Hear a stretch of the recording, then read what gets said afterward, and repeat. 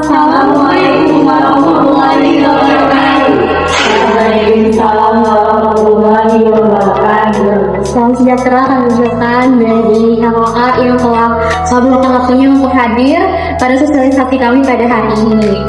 Perkenalkan, kami dari kelompok 3. Kami di sini sosialisasi untuk mata kuliah hukum pidana. Dan di sini tim kami terdiri dari 5 anggota. Pertama ada teman saya Arya, yang kedua ada teman saya Putri Anggun dan juga Putri Dwi. Lalu ada saya sendiri Rahmanada Bintang dan teman saya Tania Aulia. Nah, di sini kami ingin mengangkat kasus tentang hukum pidana, apa itu hukum pidana, KUHP nasional dan lain-lain. Tapi sebelum itu, ada baiknya kita tahu dulu nih sebenarnya apa sih itu hukum pidana. Ada jawaban lain nggak? Konsekuensi. Oke. Jadi dua-duanya itu benar. Ada penjara, ada konsekuensi. Tapi lebih tepatnya lagi, hukum pidana itu walaupun dulunya terkesan memberikan kesengsaraan atau nestapa, sekarang hukum pidana itu lebih tepatnya di tahun 2026 nanti akan ada pembaharuan di mana hukum pidana itu tidak terlalu terfokus kepada kesengsaraan, yaitu memberikan solusi yang restoratif, bukan retributif atau bersifat ingin menghukum sampai titik tertinggi. Dua tiga. Oke, yang lain ada? Oke, nggak ada yang jawab satu berarti. Oh, jadi sebenarnya jawaban yang paling benar adalah nomor 2.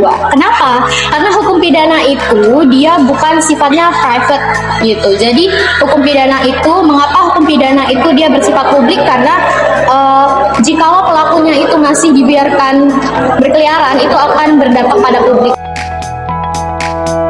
Hukum pidana sendiri merupakan suatu keseluruhan dari asas masyarakat hukum umum lainnya, di mana mereka sebagai pemelihara ketertiban hukum umum telah melarang dilakukannya tindakan yang bersifat melanggar hukum. Nah, jadi kita tuh udah punya dua KUHP. Yang pertama itu KUHP lama atau yang biasa disebut KUHP Wetbook Senstrape, dan juga sekarang KUHP nasional yang dipakai sekarang. Nah, jadi menurut KUHP lama itu ada di pasal 10. Dia ada 2 jenis. Yang pertama itu ada pidana pokok yang terdiri dari pertama itu pidana mati, lalu ada pidana penjara, dan juga kurungan dan denda serta tutupan.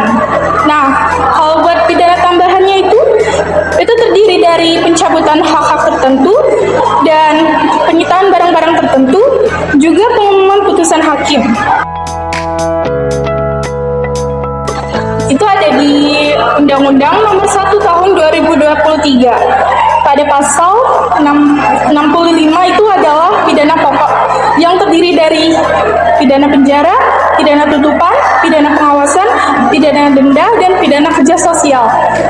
Lalu ada pidana tambahan, itu ada di pasal 66 yang terdiri dari pencabutan hak-hak tertentu, lalu perampasan barang tertentu, lalu pengumuman putusan hakim, pembayaran ganti rugi, pencabutan izin tertentu, dan pemenuhan kewajiban adat setempat. Nah, di pidana KUHP nasional ini dia tuh ada 3 jenis. Yang bertambah itu adalah pidana khusus pada pasal 67 yang terdiri dari pidana mati dengan masa percobaan. Tujuan pemidanaan ini dipahami dari doktrin-doktrin pembalasan dan pencegahan umum, lebih menegaskan penjelasan bersifat represif. Nah, namun pada tujuan pemidanaan pada KUHP nasional pada Undang-Undang Nomor 1 Tahun 2003, tujuan pemidanaan itu ada 5. Jadi yang pertama itu mencegah terjadinya tindak pidana. Yang kedua ada memasyarakatkan pelaku melalui pembinaan. Yang ketiga ada menyelesaikan konflik dan memulihkan keseimbangan.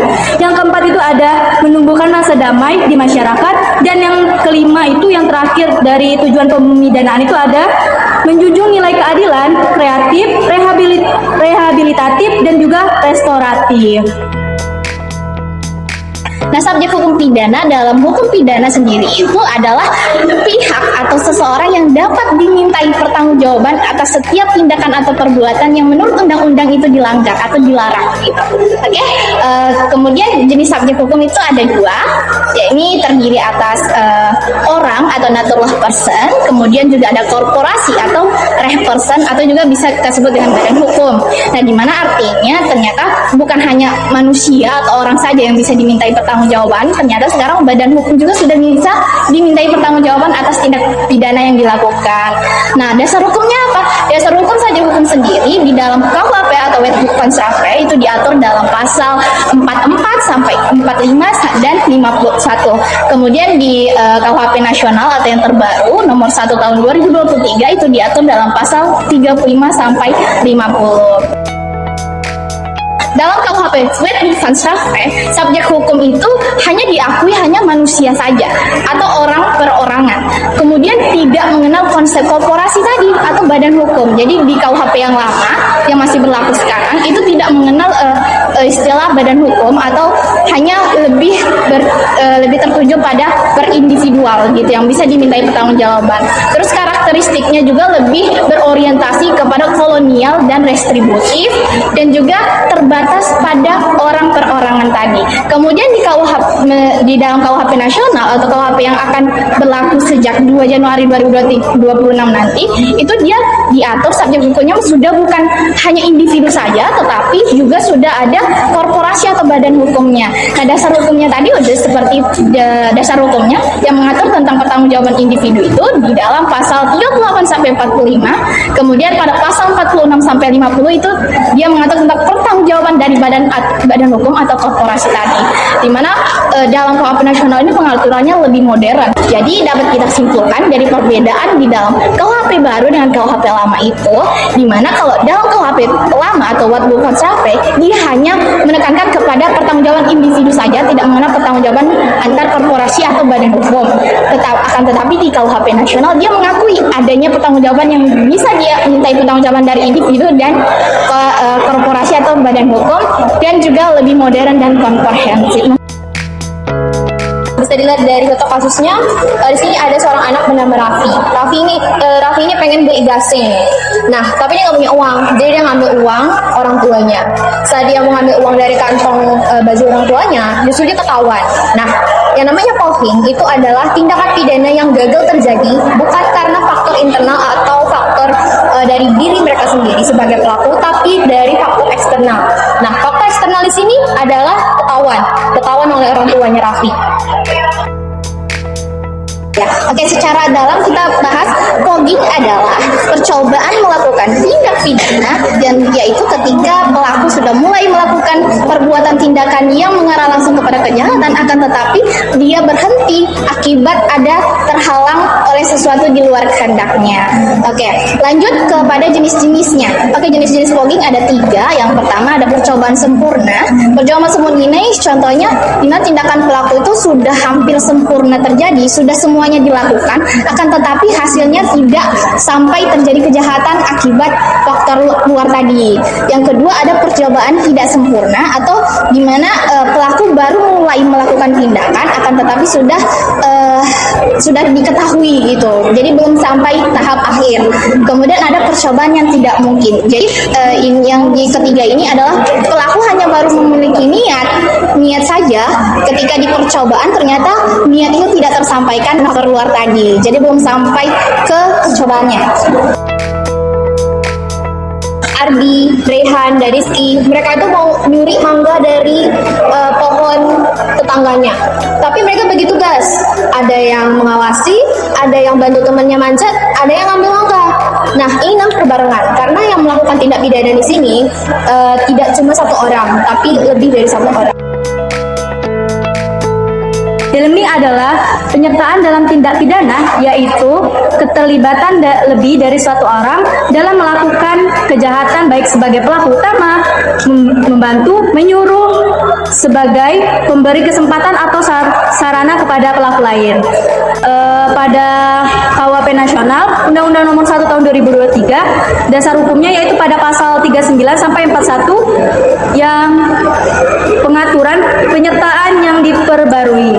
Terus ada pembaruan konsep, yang pertama itu ada penjelasan lebih rinci tentang peran masing-masing pelaku, dan yang kedua itu ada perluasan tanggung jawab dalam kejahatan kolektif, dan yang ketiga ada penjelasan hubungan antara pelaku utama dan pihak yang ikut serta, dan ada juga adaptasi modern. Yang pertama itu ada menyesuaikan dengan kejahatan siber, yang kedua itu ada mengakomodasi kejahatan kooperasi, yang ketiga itu lebih fleksibel untuk berbagai modul. Contoh paling sederhana menurut aku tuh adalah Ritsuki. Nah, si Ritsuki ini katanya, Uma, aku mau diet, tapi besoknya dia makan lagi. Nah, residif adalah keadaan di mana seseorang dia sudah pernah melakukan pidana, tetapi dia lakukan kembali setelah ada keputusan hakim tetap yang mengakibatkan penjatuhan pidana yang lebih berat yang akan dialami oleh pelaku residif ini. Nah, dasar hukumnya itu ada pada pasal 443 dan 145 KUHP nasional. Yang pertama adalah residif khusus, yang berarti pelaku mengulangi tindak pidana yang sejenis, misalnya mencuri dan diulangi lagi mencurinya. Itu disebut dengan residif khusus. Yang kedua itu ada residif umum, yang dimana pelaku mengulangi tindak pidana yang berbeda jenisnya, tetapi tetap termasuk perbuatan pidana. Misalnya pernah dihukum karena penipuan, lalu dia melakukan penganiayaan di dalam penjaranya. Contohnya itu mungkin dulu ini pernah viral ya. Jadi ada seorang ibu yang dia itu ingin mencuri mangga. Nah, tapi dia itu setelah ketahuan mencuri mangga dari pekarangan tetangganya, dia itu justru menganiaya tetangganya yang merupakan owner dari pohon mangga tersebut, lalu dia kabur. Jadi saat dia melakukan pencurian itu, dia sudah pencuri, menganiaya, dan dia sudah kabur. Gitu. Jadi dalam satu kali tindak pidana, semuanya saling bersinggungan. Gitu. Baik, itu yang pertama ada yang namanya summon loop. Seperti yang telah teman-teman dengar tadi dari kakak Rachel atau kak Rachel, itu summon loop itu adalah suatu tindakan yang dimana ada kata kuncinya di situ, perbarangan. Artinya di situ ada tindakan pidana yang pidana lain di situ. Kemudian untuk yang selanjutnya itu jenis-jenis summon loop. Perlu kita ketahui bahwasanya summon loop ini ada 3 jenis. Yang pertama itu ada summon loop realis. Summon loop realis ini adalah suatu corpus idealis. Itu satu perbuatan melanggar beberapa peraturan hukum. Selanjutnya itu ada perbuatan berlanjut. Perbuatan berlanjut ini contohnya itu beberapa perbuatan yang dilakukan itu berulang dan berlanjut. Contohnya mencuri, dan mencuri. Kemudian yang terakhir itu ada corpus realis, adalah beberapa perbuatan yang berdiri sendiri. Dalam WPS itu atau KUHP lama itu di dalam bab 4, bab 6 Kitab Undang-Undang Hukum Pidana pasal 63 sampai pasal 71. Dan untuk di KUHP nasional yang akan direalisasikan pada 2 Januari 2026 nanti itu ada di pasal 125 sampai 131 Undang-Undang tahun 2023 nomor 1. Asas legalitas itu asas kepastian hukum. Nah, di mana di sini untuk dalam hukum pidana itu ada yang paling jelas mengatakan bahwasanya tidak ada hukum, tidak ada suatu perbuatan yang dilarang sebelum ada peraturan yang mengaturnya. Pemaafan hakim itu adalah kewenangan hakim untuk tidak menjatuhkan pidana kepada terdakwa, atau misal kakak selaku hakim dan kakak selaku terdakwa di persidangan. Kakak ini karena kakak hakim dan kakak memiliki kewenangan atau memiliki hak istimewa, kakak berhak memberikan keputusan untuk membebaskan dia.